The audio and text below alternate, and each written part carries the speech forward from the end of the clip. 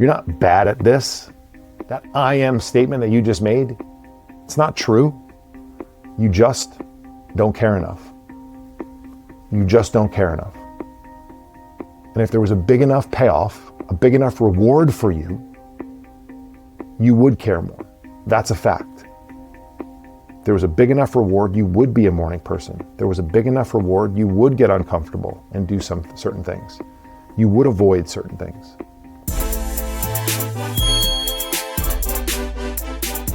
My name is Brian. I help financial professionals build a life outside the office that actually holds up.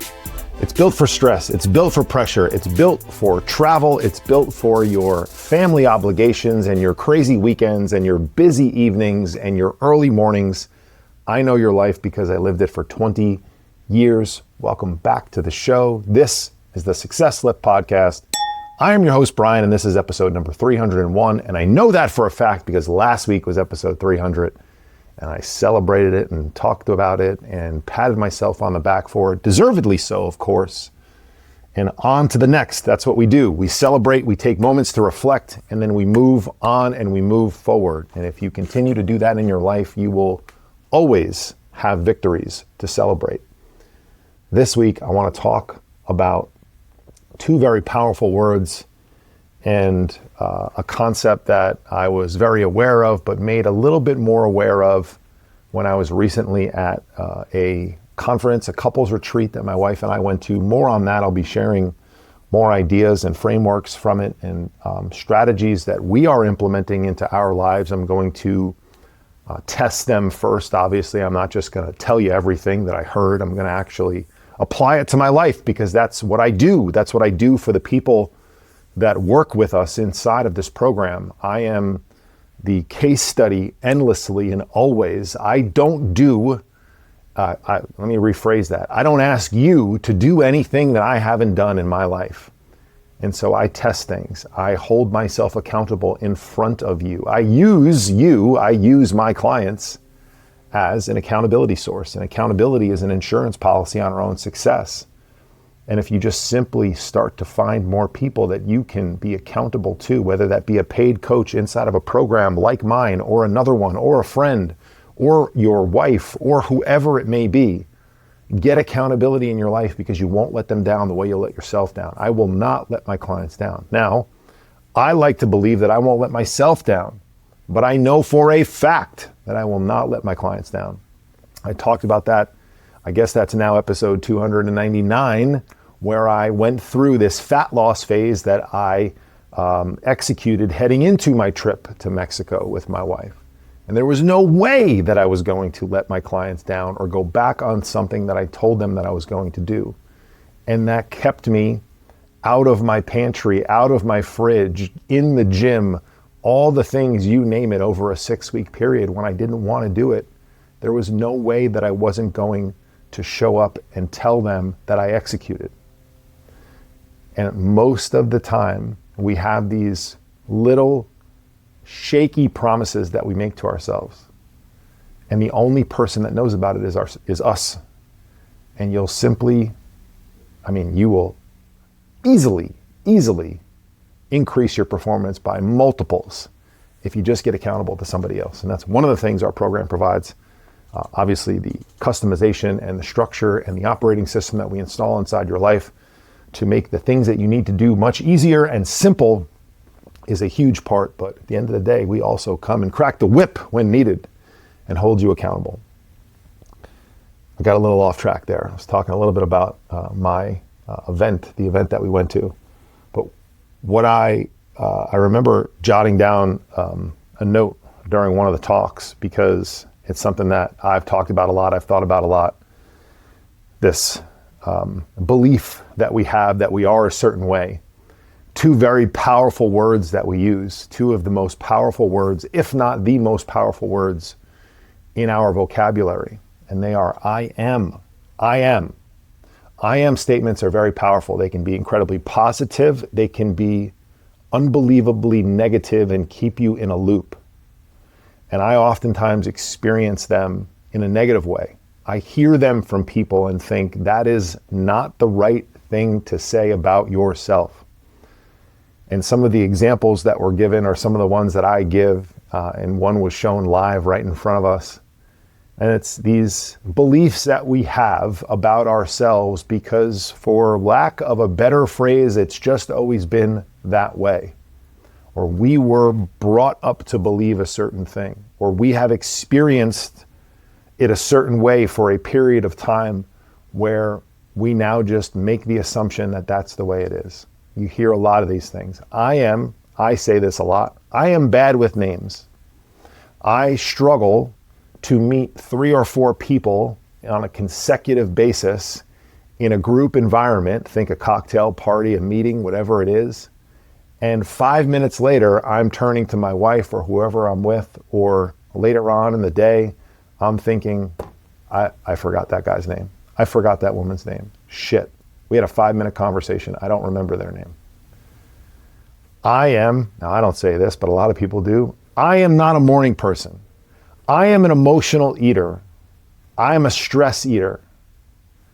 I am bad with this. I am that. I'm committed to cursing less on this podcast in 2026. So I'm going to bleep my own self out. It is fucking bullshit. Sorry.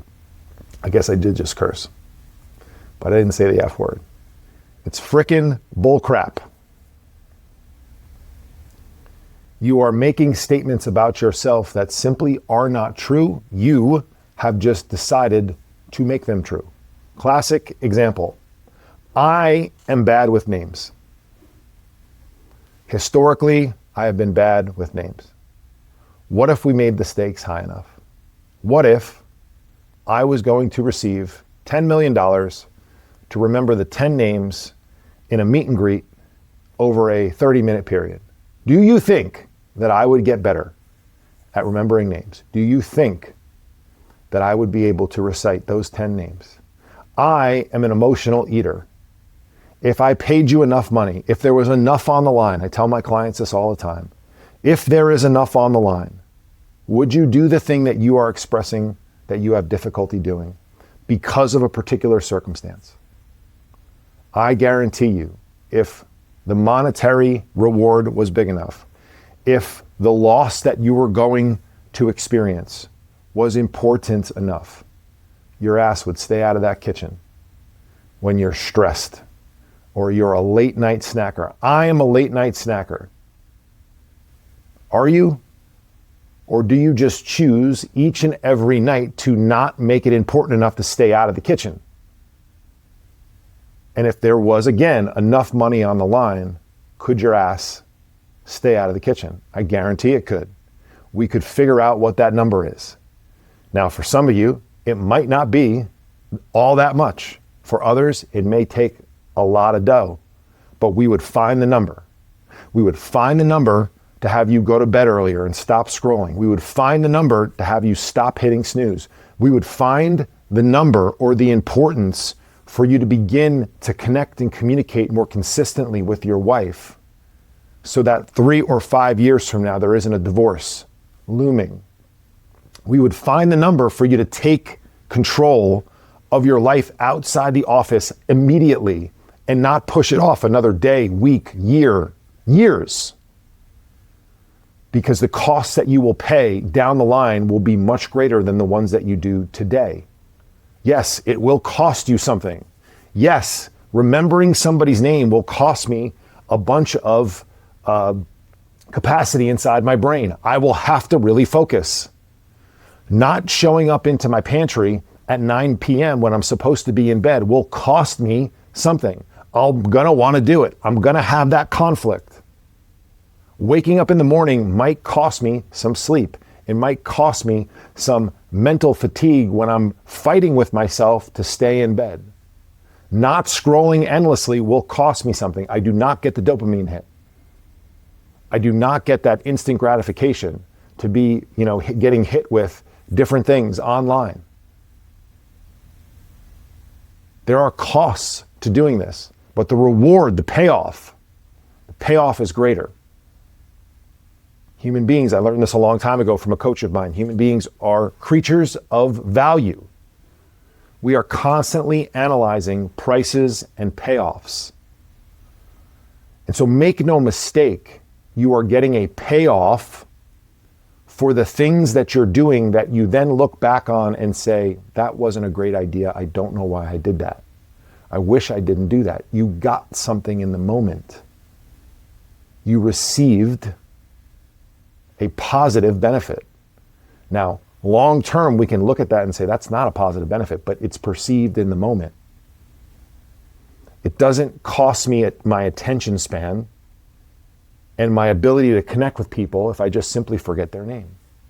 I can go have my brain buzzing about the next thing to say maybe. I want to talk about myself. We always want to talk about ourselves and think about the next thing to say instead of just being present and connected to the person that we're meeting and curious and asking them more questions.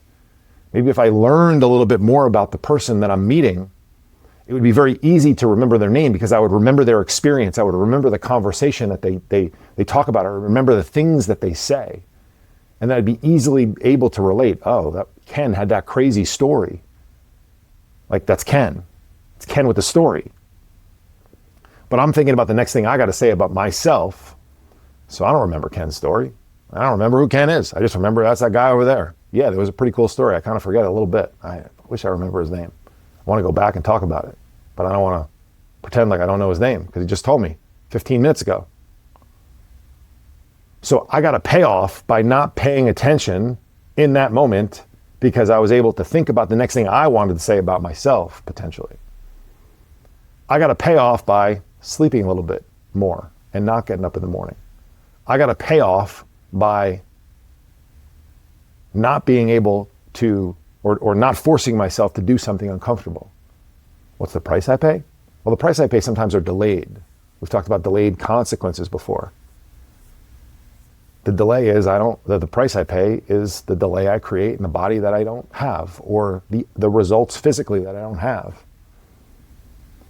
The price I pay when I stay out of the kitchen is I don't get the thing that I want.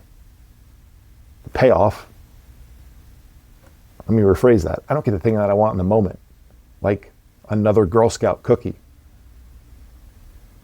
Payoff is that I ultimately look the way I want, but that is delayed down the line. So oftentimes the positive payoffs are delayed.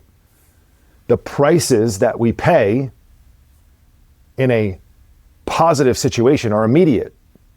And it's flipped the other way for the negative outcomes.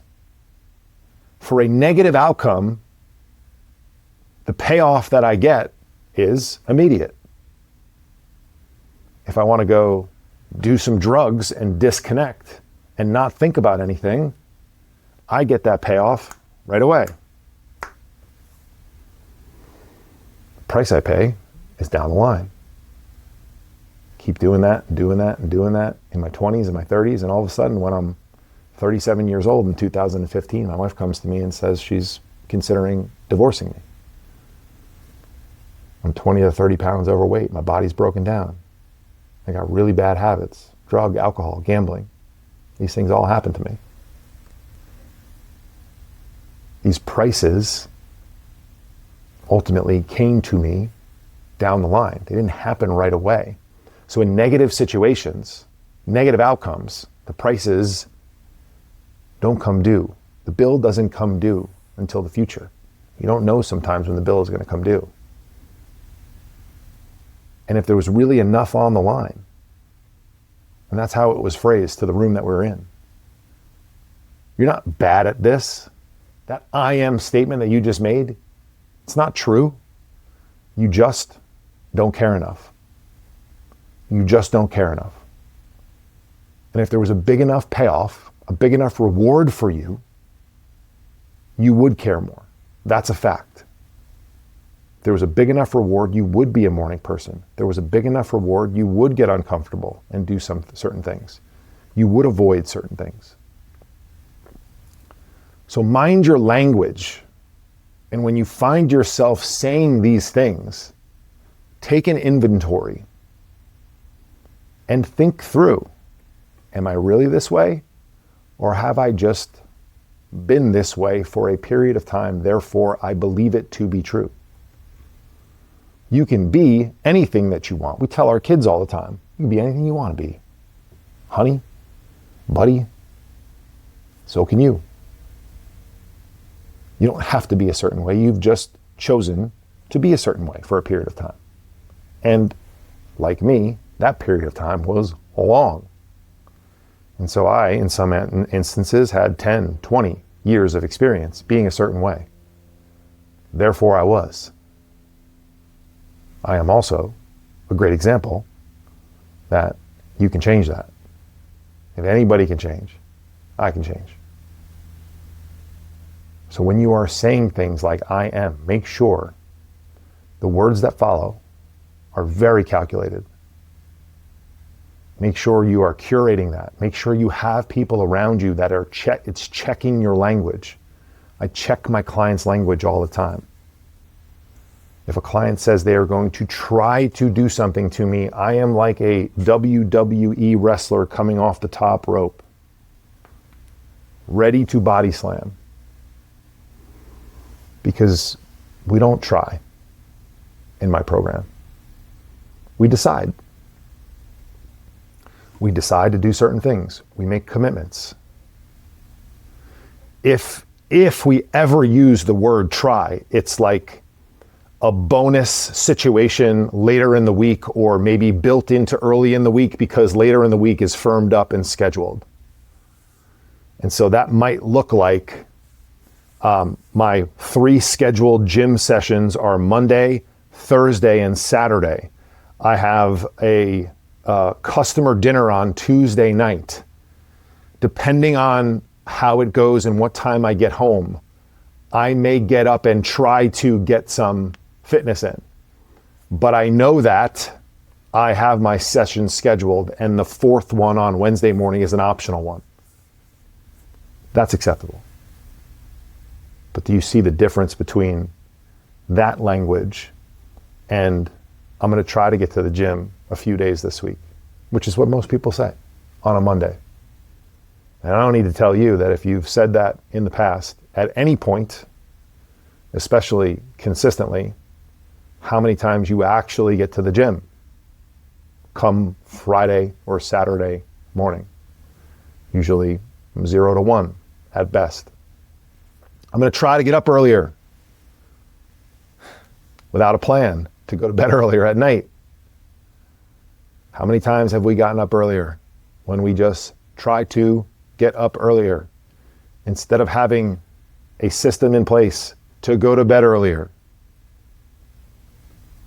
So you really have to mind your language. And if you find yourself saying these things and not keeping the commitment, I would argue that you simply do not care enough. And if we made the stakes high enough, you would execute, you would change your behavior in an instant. In an instant. A lot of times you see people lifting weights in the gym and they do their cute little set of 10 and then they just put the weights down. And while it's great that they're in the gym and it's great that they're exercising and they care about their body, they look the same every single week. They look the fucking same. Frickin' same. Sorry. And if the money was on the line, if there was enough on the line, if when you got to 10, I said to you, I think you can get 7 more reps. And so you did a few more and you're like, I think I'm done. And I go, I think you can do another 3 to 4 more reps. In fact, I don't think you can. I know you can. And you're like, I know, but I'm tired. And I said, I know, but if you don't get these last 3 reps up, I'm going to take your kids away from you. You're not going to see them for a month. Those 3, I realize this is a silly example. Those 3 reps would fly. Would you struggle with them? Would they be tough? Yeah, probably. But would they get up? They'd get up. We hear about this mom strength when their kids are in trouble, a mom lifting a car or whatever. And that's real stuff. Because there's enough on the line. Now, is a mom able to lift a car? Whatever, these are probably folklore type of things, but do you enter a different version of yourself instinctively when the stakes are high enough? That answer is 100% yes. Friends of ours was was telling us about a situation where the husband was being mugged, and the wife just didn't think but flipped a switch and like started to attack the guys mugging her husband, ran after them. Well, probably wasn't smart. It was like 4 or 5 big dudes who mugged a friend of mine who's a big dude.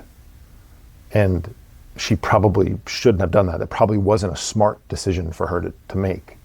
But when we asked her about it, she's like, I don't even think about it. I just did it. I didn't process that. See, the stakes were high enough for her where she just flipped into action mode because it's the person she loves the most in the world, I would imagine. Right? And then she chased them down. Her husband was now safe, but she still was like in action mode. She started chasing after them. And she doesn't recall why or what or the details. Like, she just did it. Because the stakes are high enough, because she cared enough. And so again, I just want to leave you with this thought. If you're currently struggling to do something that you've talked about, it is not because you lack the capability. You may lack the skill to make it efficient and simple and on repeat and an operating system in your life. That's what we do. We help you do that. But you could do it alone. You could grind your way through it 100%. You just don't care enough. And that's a difficult thing to wrestle with because you likely care about the issue that's floating around in your head right now that I'm hopefully shaking up and jarring around a little bit. And maybe you're getting a little bit defensive. Maybe you're saying, go F yourself, Brian. I do care about this. You just don't understand my life. That's what we call the special snowflake syndrome that everybody goes through. Yeah, this sounds like a similar problem, but you don't understand exactly my problem. Yes, I do. Yes, I do. I have dozens and dozens of people just like you inside my program right now dealing with the same things that you are. And when you automatically discredit that and say, no, but it's something specific, I get it. But all we got to do is just shift laterally to a very similar problem that is basically the same thing. And so that's why I always lead with, if I can do it, so can you. If the guys in my program can do it, the individuals, men and women inside of my company programs can do it, so can you. You just haven't decided that it's important enough. The most basic example of this is you maybe listening to this in your car or on the train or on the bus or on your walk to the office on your morning commute. If you're listening to me on your morning commute, thank you. If you're listening to me on your evening commute, thank you. Did you want to go to work today?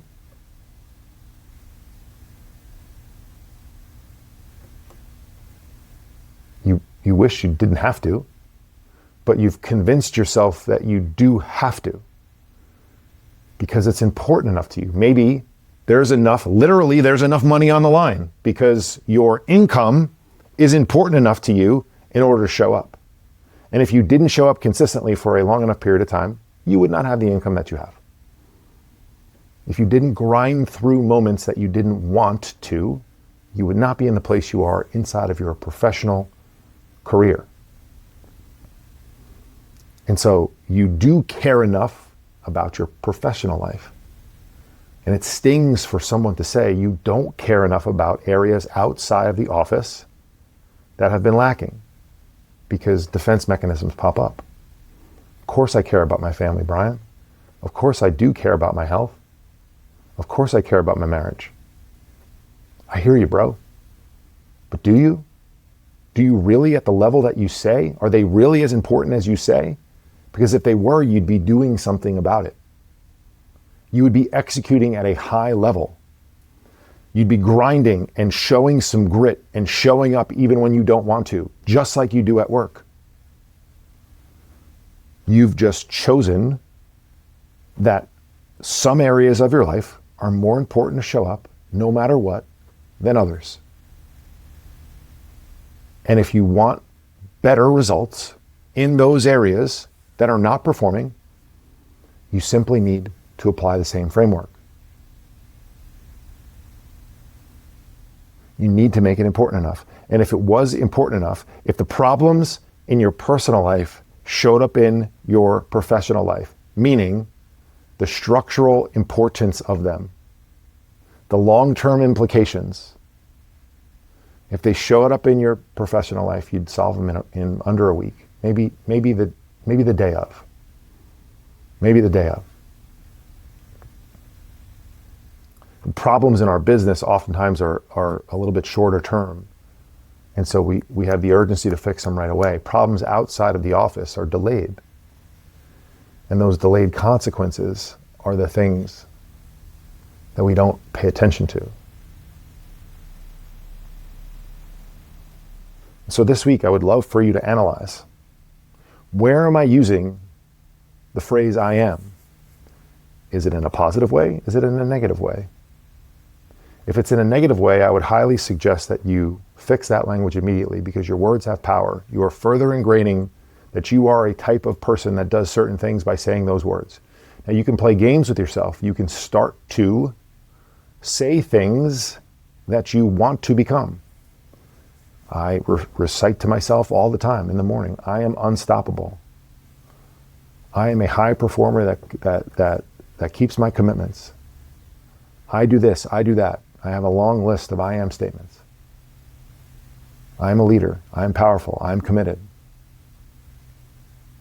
I'm a devoted husband and father. Start to change your language. Change your language will change your life, I promise you. You have to back it up with action, but it's going to be really hard for you to say these things on a daily basis and not take the action. If this message resonated with you, let me know. I'd love to hear from you. Email me at brian@thesuccesslift.com, or you can text me at 917-709-4283. And if it did resonate with you, share it with somebody. I appreciate you. I'll see you back here next week.